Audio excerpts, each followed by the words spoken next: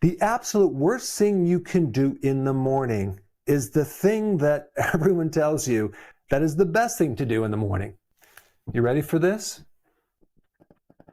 Having a good breakfast will start you off right, and that's a super healthy habit to do because you don't want to skip your breakfast if you want to be healthy. Breakfast is one of the worst things that you can do, and just hear me out before you click off, because I completely and utterly believe that this was true for many years, and most of my health problems after decades completely went away when I started skipping my breakfast. Here you are, you go to sleep at night, you're not eating through the night, you are actually fasting.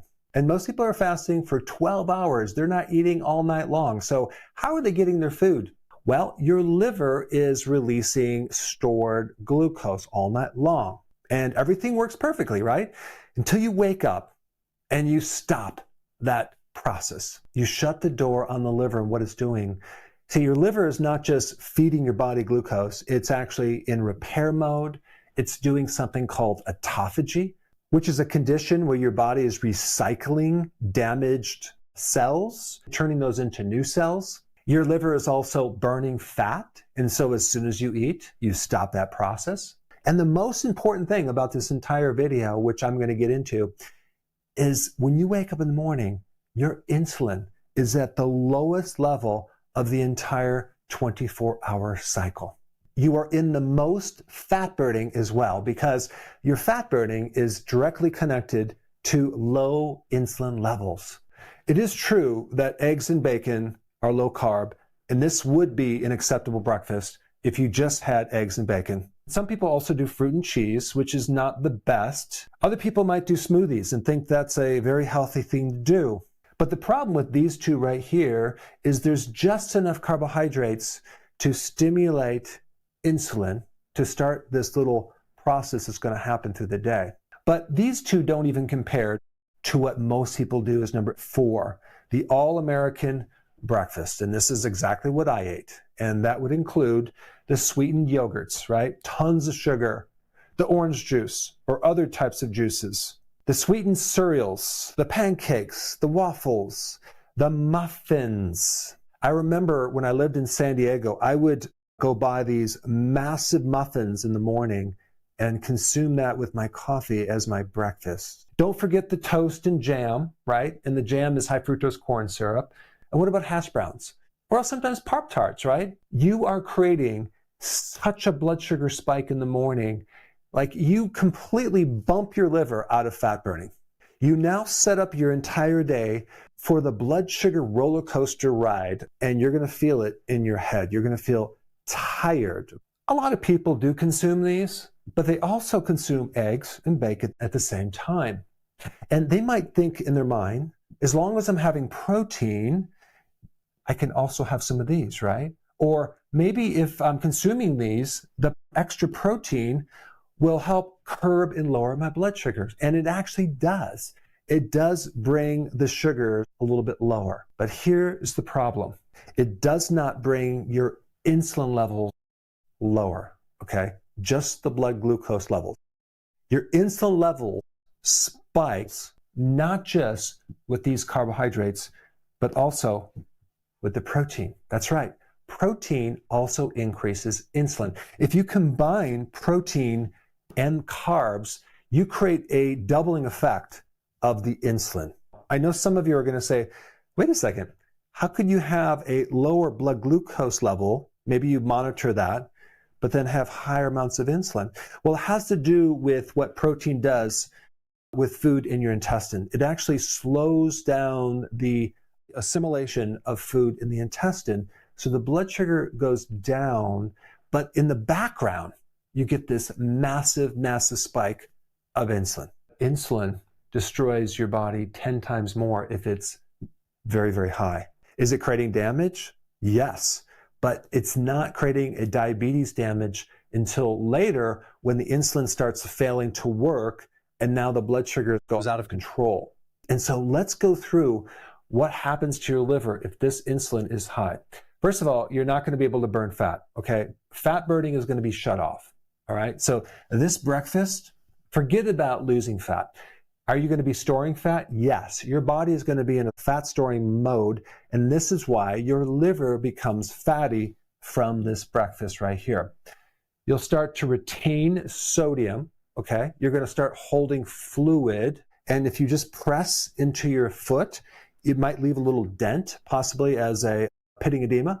You're going to be hungry. Why are you going to be hungry? Because insulin triggers appetite. Insulin's going to also cause you to be inflamed. It's going to cause more visceral fat in the gut. It's going to cause the retention of iron, which is going to create more inflammation in the liver. It's going to bump you out of ketosis.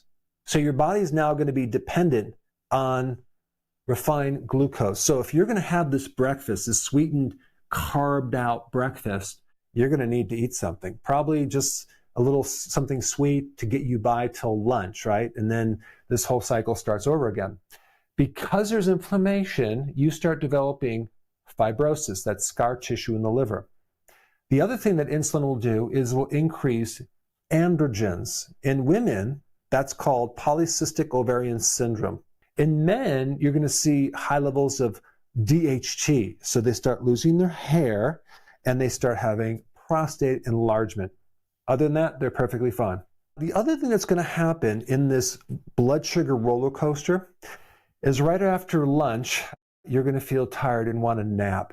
Around mid-afternoon, you're going to want a snack to get you by till dinner. Okay, then you eat. And then now we need a snack at night. And then you go to bed and wake up and start the whole cycle again. Now, what's going to also happen, you're going to develop insulin resistance. So at night, you're going to have to pee very often.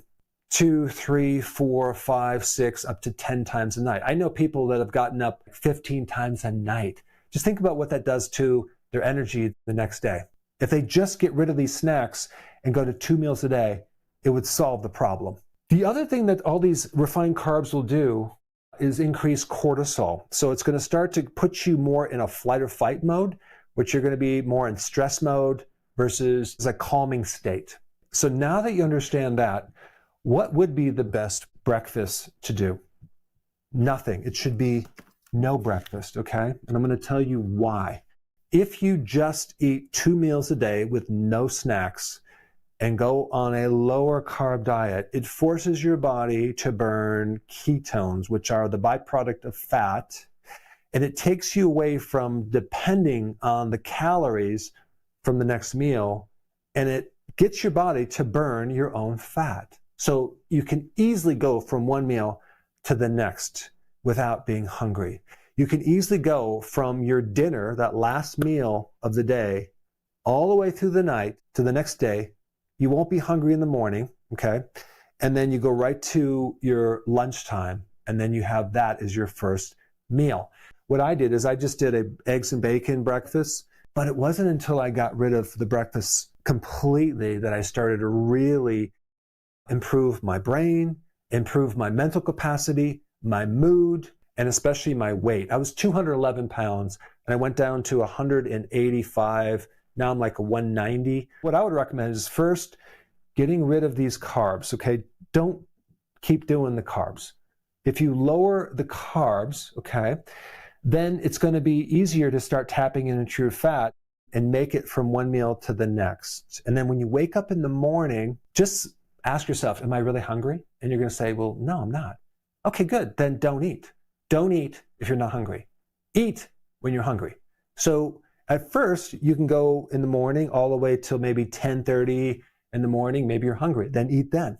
And keep pushing that breakfast further and further towards the lunch to the point where you don't need a breakfast. Your first meal is your breakfast at 12 or 1 o'clock, okay? If you do that, so many wonderful things are going to happen to your liver especially. You're going to be able to get rid of the extra fat off the liver very quickly, probably within a few weeks. Your inflammation is going to go down. You're going to reduce the scar tissue. You're not going to be hungry between meals.